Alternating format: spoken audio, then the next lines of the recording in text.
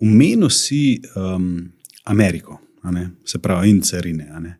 Koliko smo mi tukaj v bistvu, koliko mi občutimo posledice tukaj?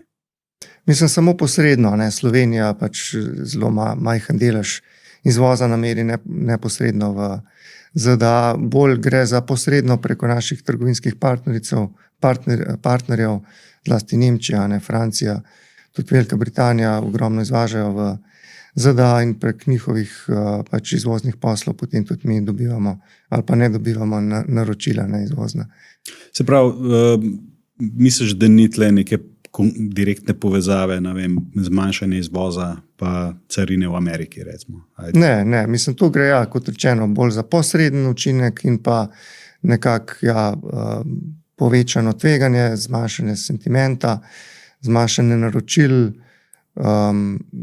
čakanje, odlaganje nekih investicij, torej podjetja niso vedela, kaj se bo dejansko zgodilo z carinami. Ne.